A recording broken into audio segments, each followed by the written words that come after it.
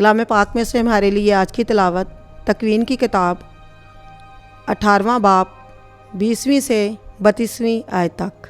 और खुदावन ने कहा कि सदूम और अमूरा का शोर बढ़ गया और उनका जुर्म नहायत संगीन हो गया है, इसलिए अब मैं जाकर देखूँगा कि क्या उन्होंने सरासर वैसा ही किया है जैसा शोर मुझ तक पहुँचा है। नहीं तो मैं दरियाफ्त करूँगा। तब वो मर्द वहाँ से फिरकर सदूम की तरफ चले, लेकिन इब्राहीम खुदावन के सामने ही खड़ा रहा और नज़दीक जाकर उससे कहा, क्या तू नेक को बद के साथ हलाक करेगा? अगर 50 रासबाज आदमी उस शहर में हों, क्या वो सब के साथ हलाक होंगे?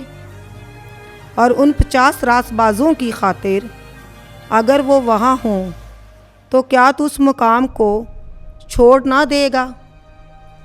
ऐसा ना करना। ये तुझसे बैद है कि नेक को बद के साथ मार डाले और नेक जो हैं बद के बराबर हो जाएं।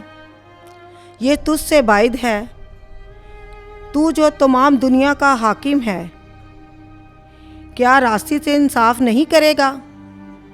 और खुदावन ने उसे कहा कि अगर मैं सदूम में शहर के अंदर 50 रातबाज पाऊँ, तो मैं उनकी खातिर तमाम मकाम को छोड़ दूँगा।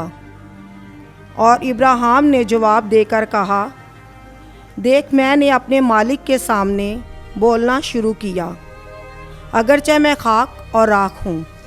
शायद 50 रासबाजों से 5 कम हूँ।